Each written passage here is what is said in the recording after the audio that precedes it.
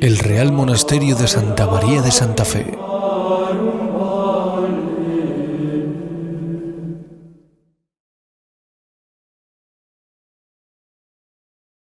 A tan solo 10 kilómetros al sur de Zaragoza, pero dentro de su término municipal, se alza a orillas del Huerva el Real Monasterio de Santa María de Santa Fe.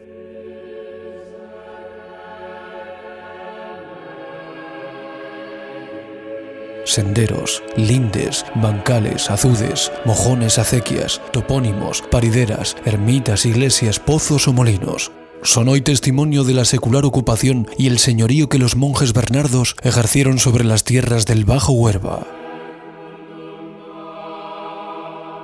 Las figuras descabezadas de la portería de entrada al monasterio, la Virgen María, enmarcada en una mandorla y flanqueada por los padres fundadores de la orden San Benito y San Bernardo, son testigos mudos de la huella del paso del tiempo y de los efectos más perversos que la guerra de la independencia, la desamortización y la exclaustración de las órdenes religiosas produjeron en el patrimonio cultural de nuestro país. Nuestro pintor más universal, Francisco de Goya, nos proporciona un extraordinario paralelismo. En una de sus obras, un hombre aparece precariamente encaramado a una escalera. Tiene los ojos cerrados y está enarbolando un pico que acaba de usar para destrozar un busto. El rótulo dice: no sabe lo que hace.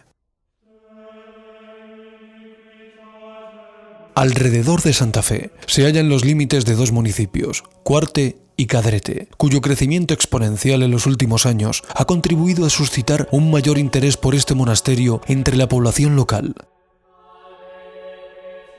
Además, Santa Fe sigue siendo el hito urbano más sobresaliente de la zona del Bajo Huerva y sus ruinas todavía evocan la grandeza que un día este conjunto albergó.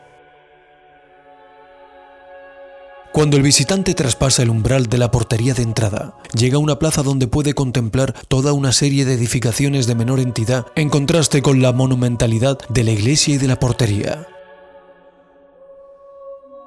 El antiguo cenobio de Huerva nos ofrece de manera bien ostensible la voluminosa y rotunda silueta de la iglesia, con una elevada torre y esbelta cúpula bajo la luz crepuscular de un día otoñal.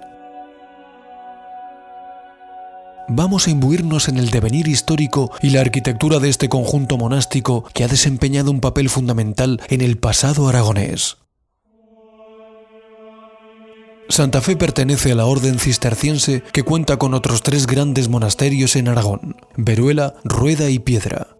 El origen de estos guarda una estrecha relación con el dinamismo que la orden cisterciense adquiere en el marco de la Reconquista aragonesa y que la hacía sumamente atractiva desde el punto de vista espiritual, pero también político.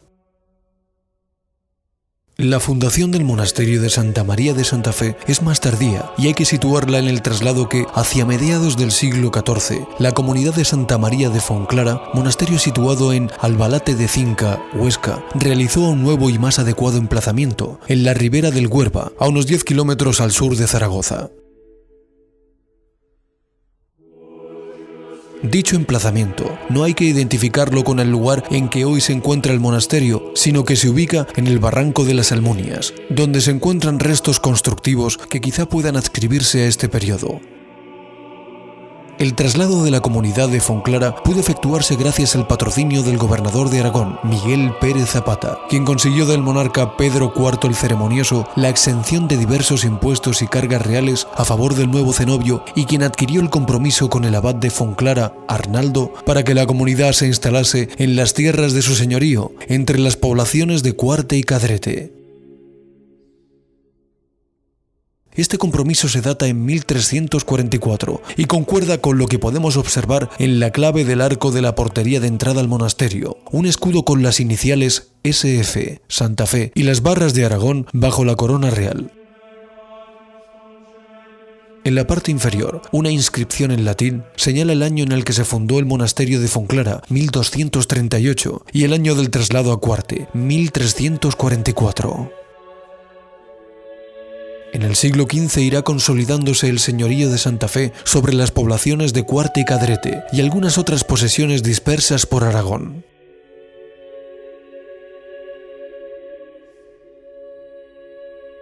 En la parte alta de Cuarte se encuentra la iglesia y hasta hace unos años las ruinas del castillo.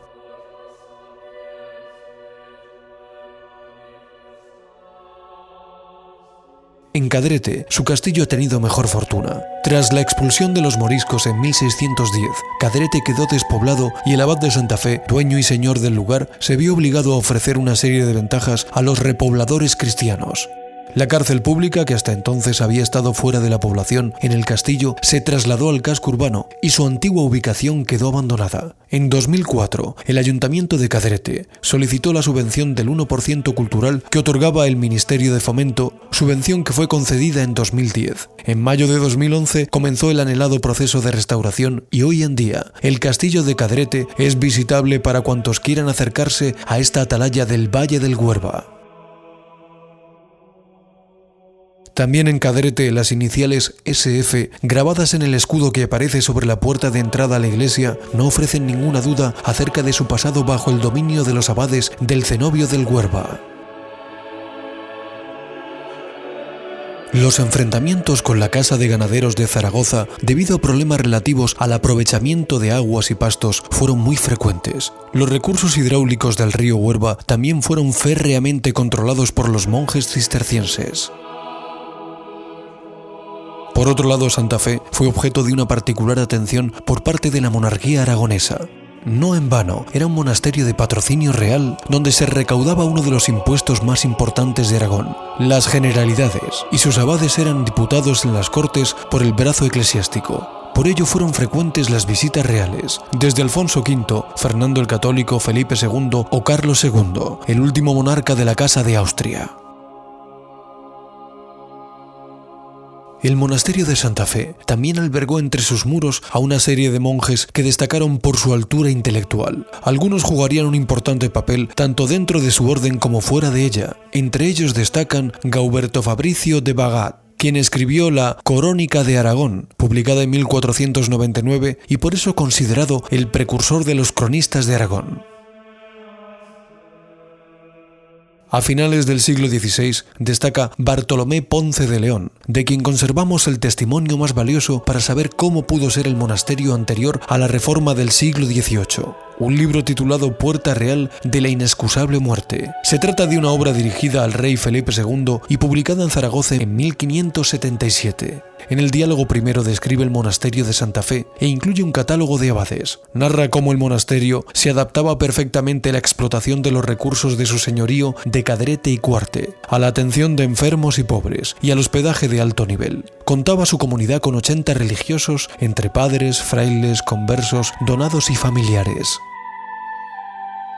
En el siglo XVIII destaca especialmente por la gran transformación del monasterio, centuria en la que se dejó atrás la disposición medieval del conjunto para crear una nueva arquitectura, según la moda barroco-clasicista, cuyo máximo exponente era Ventura Rodríguez y cuyo modelo inspirador fue la Santa Capilla de la Virgen del Pilar y la decoración interior de la basílica. Esta renovación se desarrolló entre 1739 y 1797, fechas que constan en dos cartelas que se hallan en la portería de entrada. De su autor, Fray Benito Plano, poseemos escasas noticias, aunque en el archivo parroquial de Cadrete se encuentra su partida de nacimiento. Era algo muy común que entre las órdenes religiosas hubiera algún arquitecto o maestro de obras, como sucedió con Benito Plano, quien, según nos consta, colaboró ocasionalmente con el arquitecto Agustín Sanz en el proyecto de un puente. El conjunto de la iglesia del monasterio de Santa Fe está constituido en planta por las siguientes unidades: el atrio, la iglesia propiamente dicha, la capilla del sagrario y la torre.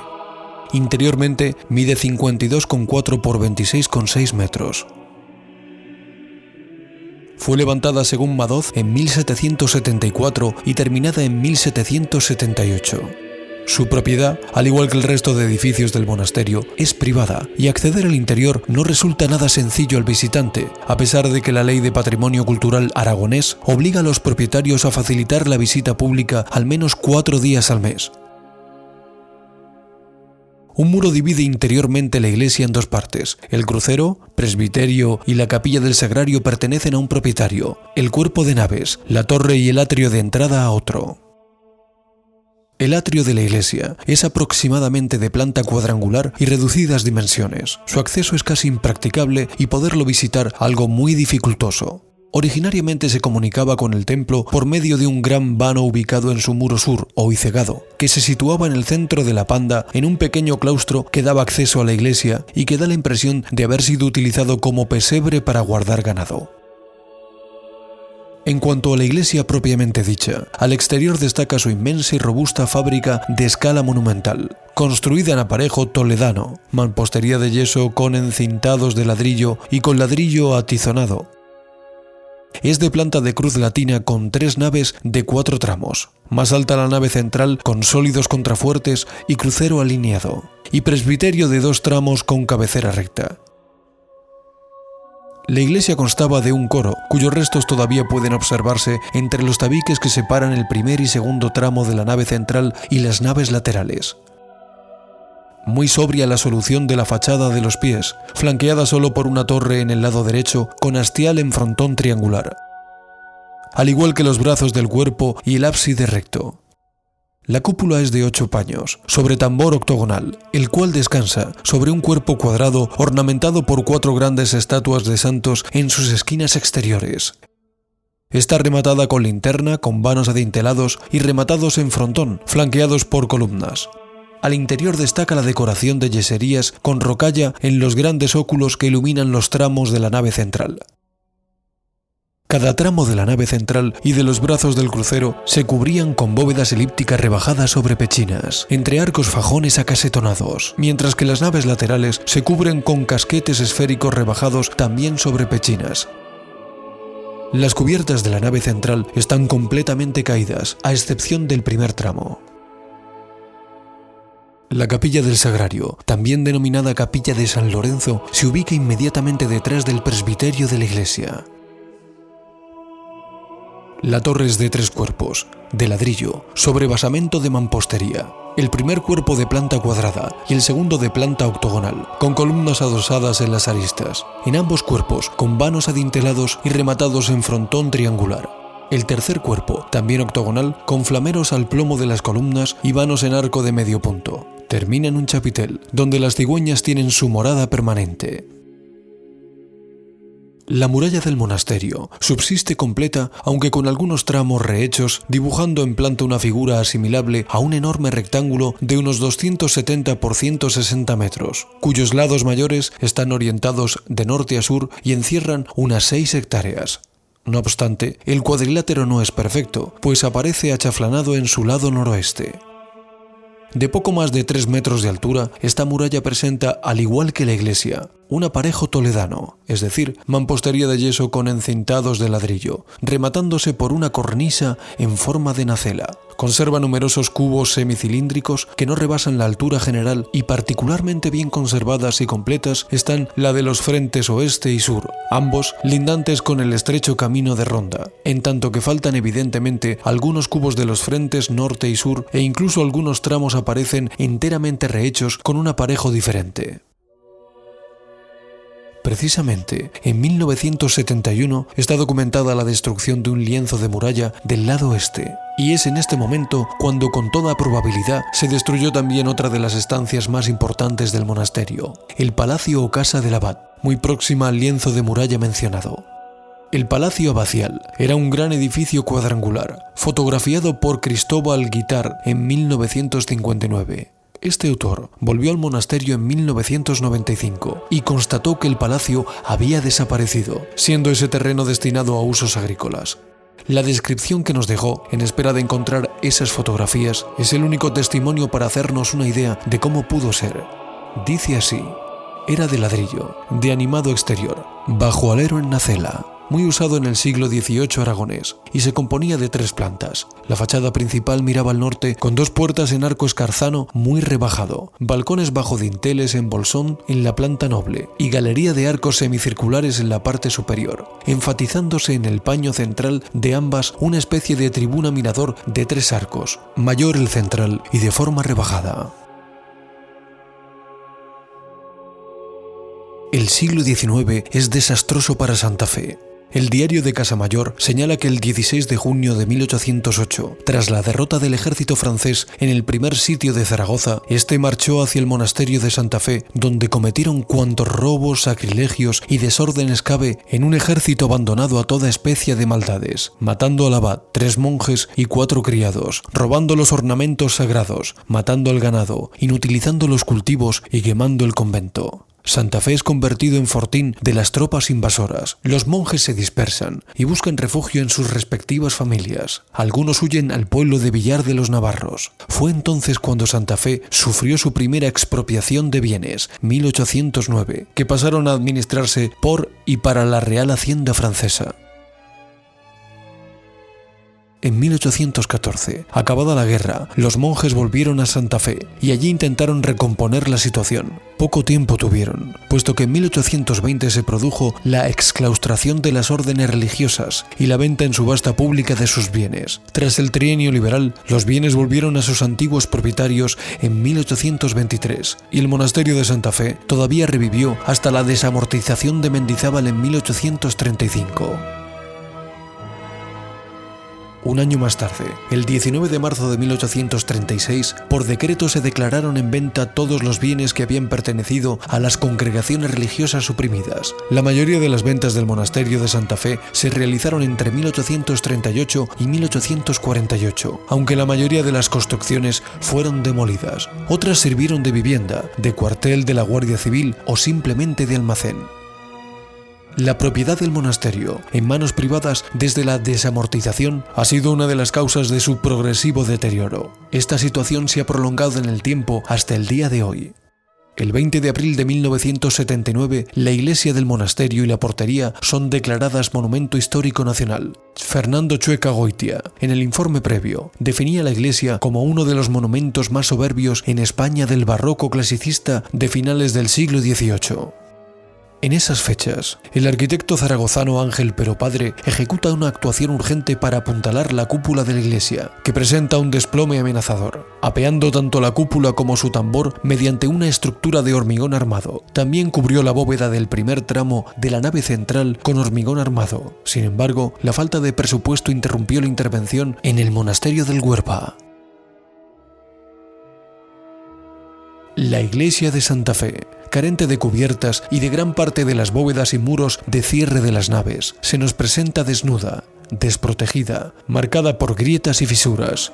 Su abrupta gallardía no es inmune al paso del tiempo. Nieblas, vientos gélidos y veranos tórridos predisponen a un proceso de degeneración constructiva que, si no lo detenemos, puede tener consecuencias irreversibles. La torre de la iglesia, hito vertical que apunta al cielo, presenta un alarmante desplazamiento de su eje sobre la vertical.